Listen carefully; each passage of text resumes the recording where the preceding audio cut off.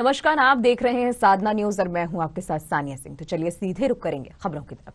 तो बुलेटिन की शुरुआत करेंगे। उत्तर प्रदेश समेत 5 राज्यों में शनिवार को चुनाव आयोग में चुनाव तारीखों का ऐलान कर दिया है।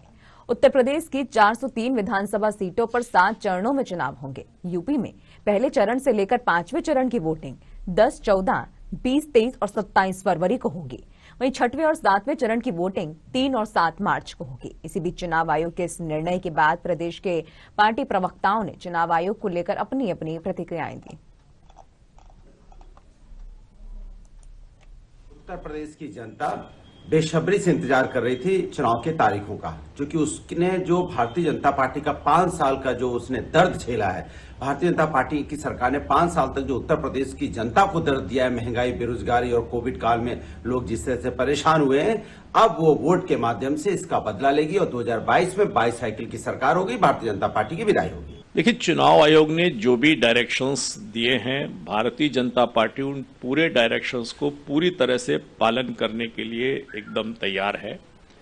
भारतीय जनता पार्टी की पहले से ही तैयारी रही है। हम डिजिटल प्लेटफॉर्म को बेटर यूज करते रहे हैं अपने संगठन के कार्यक्रमों के लिए और संगठन को मजबूत बनाने के लिए। ये जो पहले का अनुभव है, उसके आधार पर भारतीय जनता पार्टी इस बार के चुनाव में जो डायरेक्शंस चुनाव आयोग की तरफ से आए हैं, उनका पूरा पालन करेगी और उनका भरपूर उपयोग करते समय चुनाव में जाएगी और अच्छी विजय को प्राप्त करेगी। सर, दूसरा क्वेश्चन ये है कि चुनाव आयोग ने साफ कहा है कि शराब जैसे और मदर प्रकरण जैसे पर रोक लगेगी और कार्रवाई की जाएगी, और कहा गया है ज्यादा से ज्यादातर चुनाव में इन सब चीजों का प्रयोग होता है। इस पर आपका क्या कहना है? चुनाव आयोग तो हमेशा जब भी चुनाव होते हैं तो ऐसे चीजों को प्रतिबंधित करती है, वो उसी प्रकार का है, लेकिन ये प्रतिबंध सार्थक हों और मजबूती के साथ किए जाएं और जनता इस प्रकार के माध्यमों का उपयोग करके जनता का ध्यान दूसरी तरह न भटकाया जाए। मुझे लगता है एक अच्छा कदम है जिसका स्वागत होना चाहिए। सर, और दूसरी बात ये है कि अगले ज्यादा 3 महीने लाइट फ्री करने वाले हैं, इस पे आप क्या राय है सर? देखिए, भारतीय जनता पार्टी वो करने वाले हैं। भारतीय जनता पार्टी ने करके दिखा दिया है। किसानों के लिए भी, शहरी उपभोक्ताओं के लिए भी बड़ा कदम उठा दिया है। वो आगे करेंगे इसकी बात करते हैं, भारतीय जनता पार्टी ने करके दिखाया है। 2-3 दिन पहले ऐसे निर्णय हो चुके हैं। हम बेहतर निर्णय के साथ जनता के बीच में जा रहे हैं और पिछली बार से बेहतर परिणाम के साथ सत्ता में वापस आएंगे। मेरा आखिरी और सबसे महत्वपूर्ण सवाल सर ये है कि अभी कुछ दिन पहले प्रधानमंत्री जी का काफिला पंजाब की ओर जाता है, वह किसी उद्देश्य आगे नहीं जा पाता है, तो इसमें आप क्या संदेश देना चाहते हैं पंजाब की सरकार को?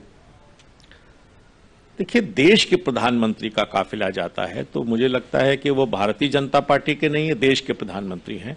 और देश के प्रधानमंत्री की सुरक्षा अगर किसी राज्य की सरकार नहीं कर पाती है तो इसे विफलता ही मानी जाएगी और ऐसी विफलता के लिए मुझे लगता है कि उस सरकार को शर्मसार होना पड़ेगा जो अपने संवैधानिक दायित्वों का भी पालन नहीं कर पा रही। निश्चित तौर पर देखिए, कांग्रेस पार्टी की पहले से तैयारी थी और जो कोरोना की गाइडलाइन चुनाव आयोग ने दी है, हमने पहले भी आदरणीय प्रियंका गांधी जी ने मैराथन दौड़ से लेकर तमाम पार्टी के प्रोग्राम्स कैंसिल किए हैं और कोरोना की जो गाइडलाइन है वो स्वागत होगा। मगर सवाल उठता है कि निष्पक्ष चुनाव होना चाहिए। जिन पे दामन में राज्य सरकार में जो अधिकारी भ्रष्ट है, उन पे जो जिनके दामन में दाग लगे, उनको सरकार निर्वाचन आयोग को हटाना चाहिए। और कांग्रेस पार्टी उत्तर प्रदेश में एक नई सरकार देने जा रही है, जो कि हमारी पूरी तैयारी है। पौने 5 साल में लगातार जनता के बीच में प्रियंका गांधी जी के नेतृत्व में हम लोगों ने काम किया, आम जनमानस की आवाज बने और पूरा उत्सव है जो चूंकि चुनावी उत्सव शुरू हो गया, चुनावी महोत्सव शुरू हो गया है। कांग्रेस 23 करोड़ उत्तर प्रदेश की जनता कांग्रेस को अपना जनमत देने जा रही है, ऐसा मैं मानता हूँ।